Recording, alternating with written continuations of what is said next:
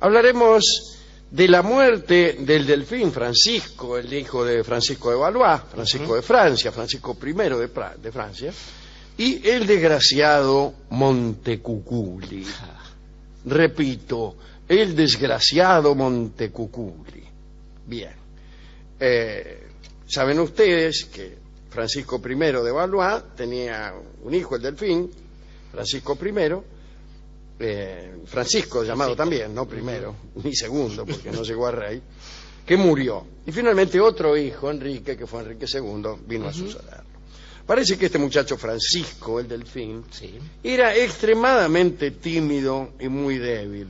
Pero allá por el año 1535 perdió la timidez y el rey, que era un libertino famoso, se puso muy contento. En realidad le habían dado la noticia de que el delfín tenía una amante y esto llenó de orgullo a Francisco el rey. La joven acompañante de su hijo era la señorita de Lefrange, dama de honor del palacio. La había conocido en un bailongo campestre entre los yuyos. Todos estos detalles alegraron al rey, que en verdad consideraba con tristeza y dolor a todos los varones vírgenes que tuvieran más de 14 años. Las nuevas aventuras, sin embargo, llevaron al delfín a un frenesí que él desconocía en otros tiempos. Desde luego amaba desaforadamente a Mademoiselle Lefrange, salía de casa, se entregaba a juegos de pelota, durante los cuales recibía el aplauso cariñoso de su amor. Me imagino la escena, unos lechuguinos jugando a la pelota con el príncipe y su amante, la señorita de Lefrange, dando saltitos y aplaudiendo allí donde no correspondía. Bien. Por esos tiempos, el emperador Carlos V de España, en realidad Carlos I de España y Carlos V de Alemania, parecía vencer en todas partes. Él era el enemigo de Francia y había llevado ya sus tropas a territorio francés. Justamente durante la campaña de Carlos y durante la defensa que Francisco I hacía de su reino, tuvo lugar el hecho que mencionaremos.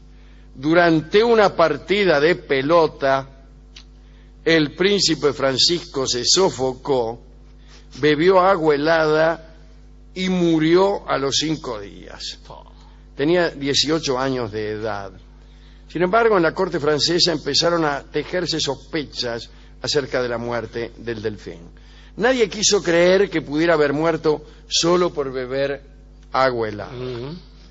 Pero, además, muchos no querían creer eso, pues de algún modo significaba reconocer una cierta debilidad de la estirpe.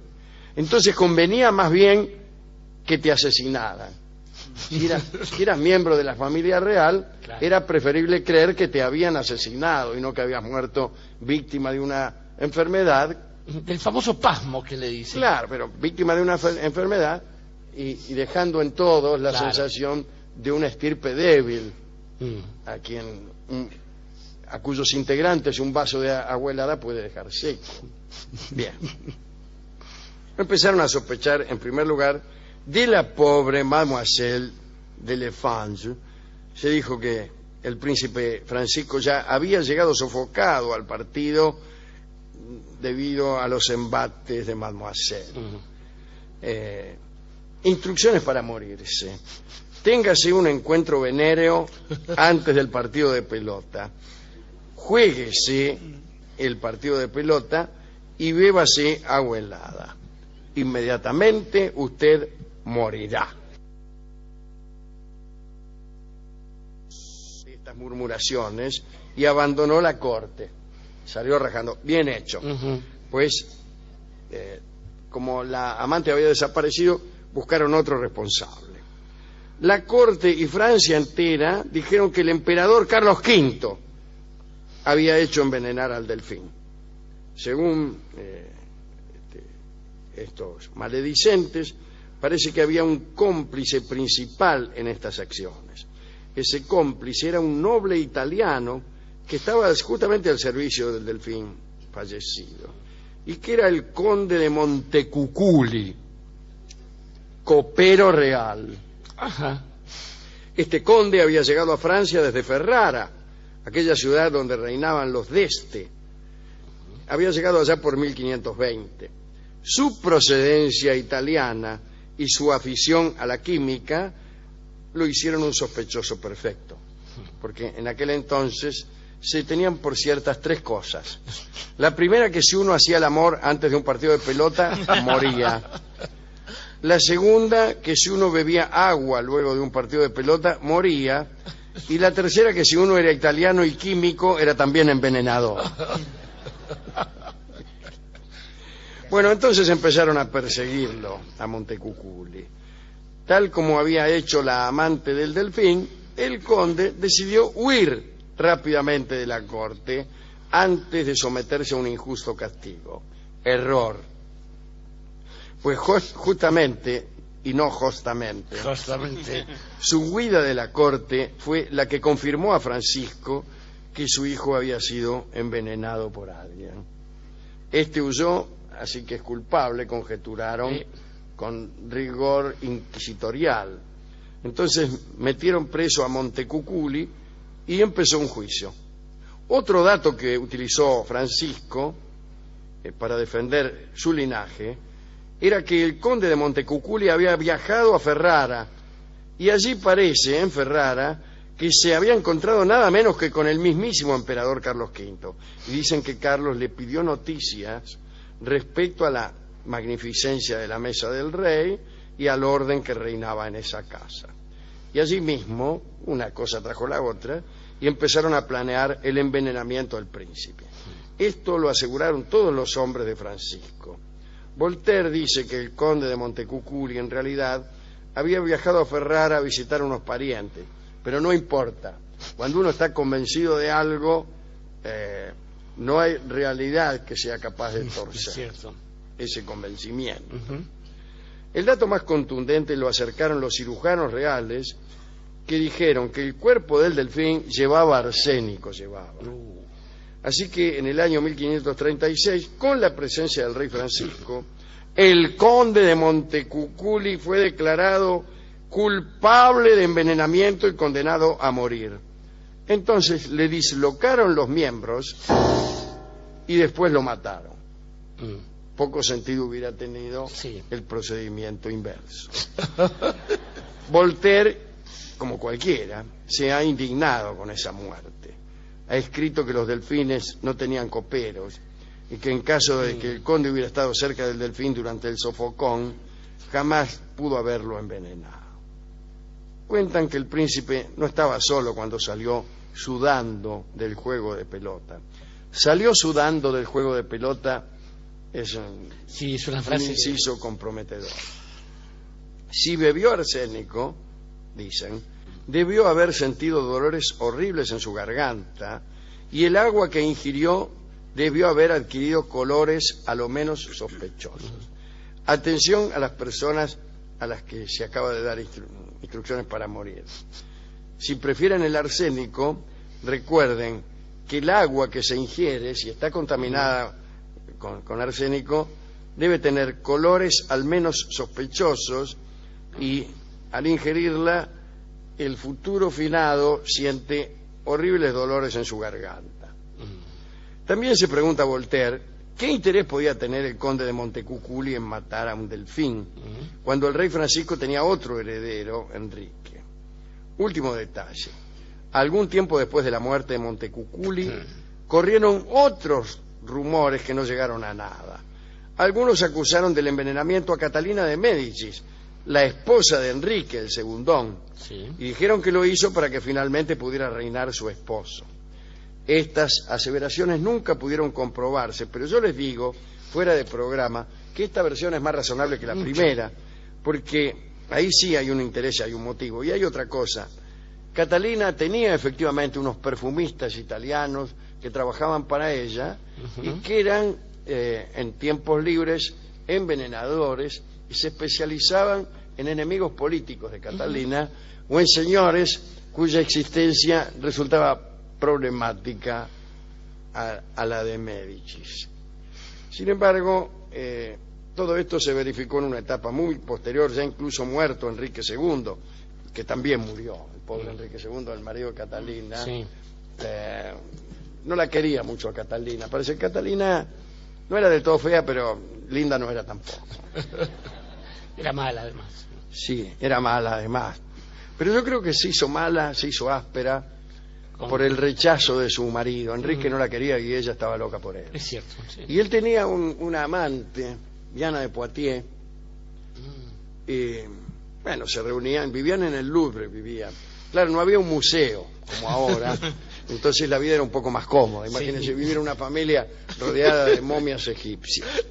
Y una pirámide adelante, Sí, como lo que claro. se ha puesto, una porquería. Bueno, como quiera que sea, Enrique II se reunía con Diana de Poitiers en una habitación y Catalina de Medici sabía cuál era esa habitación y en la pieza que había arriba había practicado un agujerito y entonces iba a mirarlos. Cuando sabía que se reunían, Qué duro. iba a espiar a su marido y a su amante.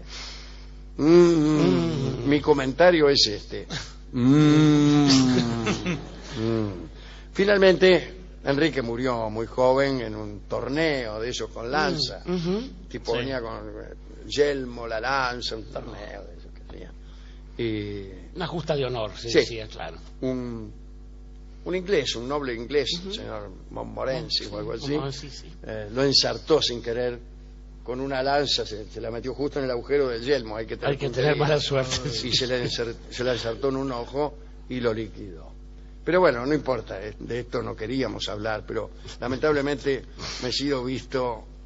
No, he sido visto en compañía de una dama y merced a esta circunstancia me están extorsionando y me obligan a toda clase de comisiones indignas, como por ejemplo hablar de la muerte de Enrique II.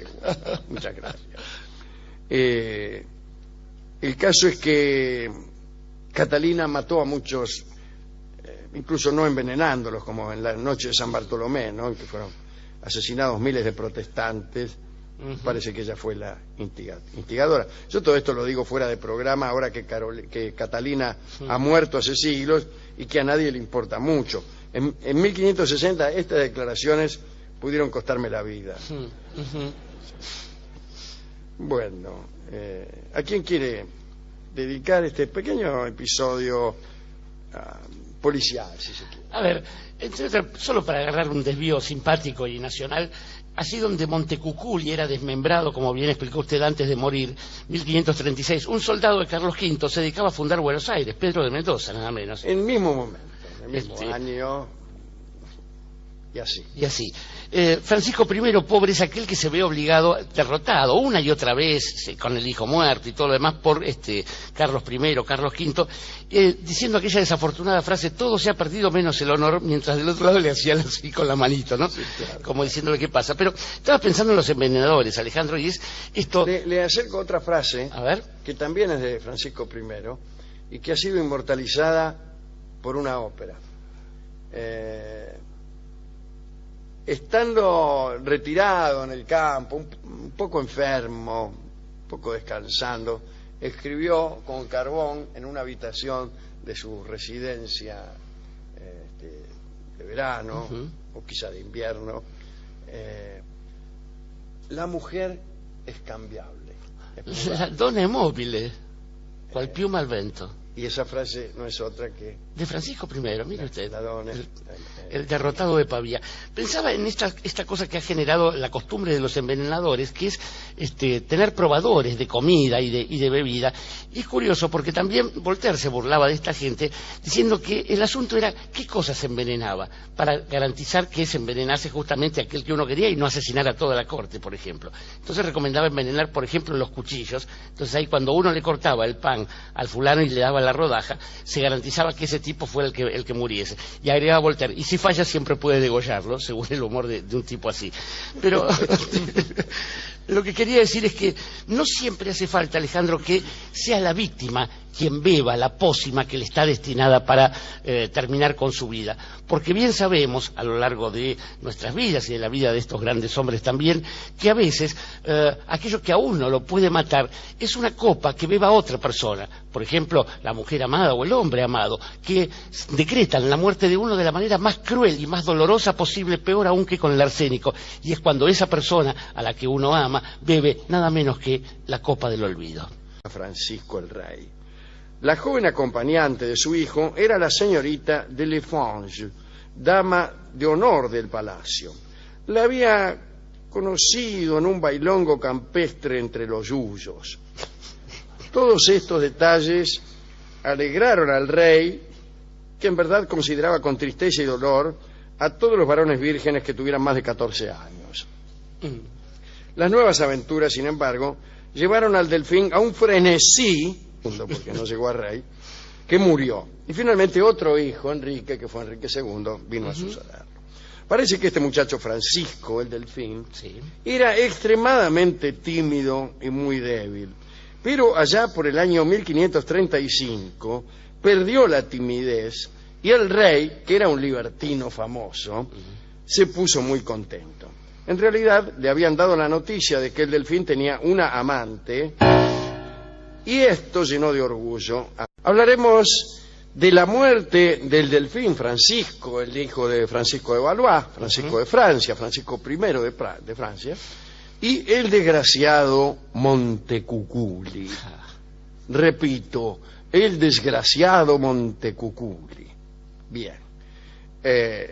Saben ustedes que Francisco I de Valois tenía un hijo, el delfín, Francisco I, Francisco llamado también, no primero, ni segundo, allí donde no correspondía. Bien. Por esos tiempos, el emperador Carlos V de España, en realidad Carlos I de España y Carlos V de Alemania, parecía vencer en todas partes. Él era el enemigo de Francia y había llevado ya sus tropas a territorio francés. Justamente durante la campaña de Carlos y durante la defensa que Francisco I hacía de su... que él desconocía en otros tiempos. Desde luego amaba desaforadamente a Mademoiselle Lefrange, salía de casa, se entregaba a juegos de pelota, durante los cuales recibía el aplauso cariñoso de su amor. Me imagino la escena, unos lechuguinos jugando a la pelota con el príncipe y su amante, la señorita de Lefrange, dando saltitos y aplaudiendo